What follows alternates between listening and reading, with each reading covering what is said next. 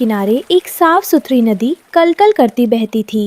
एक दोपहर सुनहरी पंखों वाली रानो चिड़िया उड़ती हुई नदी के तट पर आई। चिलचिलाती धूप में उसका गला सूख रहा था। जैसे ही उसने पानी पीने के लिए अपनी चोंच झुकाई, उसे पास की झाड़ियों से किसी की सिसकने की आवाज सुनाई दी। उफ, ये अकेलापन और ये सजा, क्या कोई मुझे इस कैद से आजाद नहीं करेगा?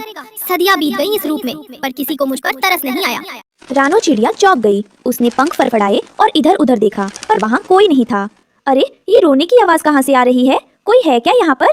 डरो मत, बाहर आओ।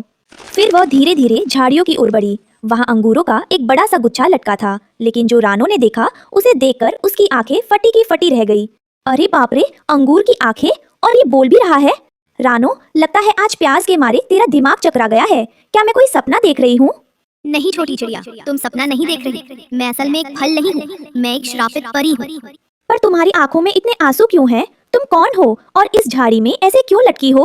क्या किसी ने तुम्हें चोट पहुंचाई है? ये कहानी बहुत पुरानी और दर्दनाक है रानो। आज से 100 साल पहले इसी नदी के किनारे महाज्ञानी उल्लू बाबा घोर तपस्या कर रहे थे। उस समय ये जंगल दिव्य था। परी अपनी सहेलियों के साथ आकाश मार्ग से जा रही थी।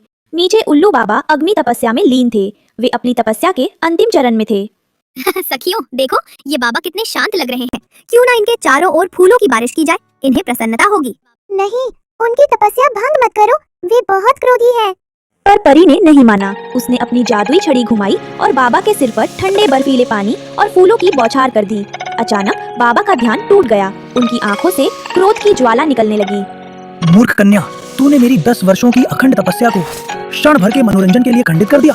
तुझे अपनी सुंदरता और अपनी शक्तियों पर बहुत अभिमान है ना? क्षमा बाबा, मेरा इरादा बुरा नहीं था। मैं तो बस। चुप रहे। जिस सुंदरता पर तुझे नाज है, अब तू उसी रूप में खो जाएगी। जा, तू एक अंगूर का दाना बनकर इस जंगल की मिट्टी में दबी रहेगी। न कोई तुझे देख पाएगा, न कोई तुझे पहचान पाएगा। महाराज, इतनी कठोर सजा मत दीजिए, मुझे माफ कर दीजिए। मेरा श्राप वापस नहीं हो सकता। तुझे अपनी सुंदरता, इसका एक अंत है। जब कोई निस्वार्थ और साफ दिल का पक्षी अपनी सुंदरता, अपनी मेहनत से नदी का पवित्र जल लाकर तुझे पिलाएगा, तभी तू वापस अपने असली रूप में आ पाएगी। तब से मैं यहाँ तड़प रही हूँ रानो। कई पक्षी आए, पर किसी ने मेरी आवाज नहीं सुनी। परी दीदी, आप चिंता मत करो, मैं आपका दुख समझ सकती हूँ। मैं अभी आपके लिए जल लाती हूँ। रानो तुरंत उड़कर नदी पर गई। वो अपनी छोटी सी चोंच में पानी भरकर लाई और बड़ी सावधानी से अंगूर के ऊपर छिड़का और उसे पिलाया। देखते ही देखते झाड़ी से एक तेज रोशनी निकली। रानो ने अपनी आंखें बंद कर ली। जब उसने आंखें खोली तो सामने एक सुंदर परी खड़ी थी।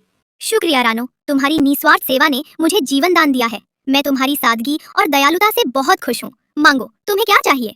परी दीदी, मेरा अपना कोई घर नहीं है। हर बार बारिश और तूफान में मेरा घोंसला टूट जाता है। क्या मुझे एक सुरक्षित घर मिल सकता है? तथास्तु, तुम्हारा ये वरदान पूरा होगा, तुम फिक्र मत करो। परी ने अपनी छड़ी घुमाई और अचानक जमीन से एक विशाल चमकता हुआ अंगूर का घर निकल आया। घर हरे रंग का था और उसकी खिड़कियों से मीठी खुशबू आ रही थी। रानो की खुशी का ठिकाना न रहा। वो अंगूर का घर देखकर चौंक गई। अरे वाह, ये अंगूर का घर तो बहुत ही बड़ा और सुंदर है। परी माँ, मैं आपका ये एहसान कभी नहीं चुका पाऊंगी। पदर की ठोकरें नहीं खानी पड़ेगी। अरे रानो, इसमें एहसान की कोई बात नहीं है। तुमने भी तो बिना कुछ समझे मेरी जान बचाई है, इसलिए ये मेरी तरफ से तुम्हारे लिए छोटा सा तोहफा है रानो। ये लो मेरा दूसरा उपहार। ये एक जादुई अंगूर का बीज है। जब भी कोई बड़ी मुसीबत आए, इसे मिट्टी में बो देना। ये तुम्हारी और दूसरों की रक्षा करेगा। परी ओझल हो गई और रानो खुशी खुशी अपने अंगूर वाले घर में रहने लगी।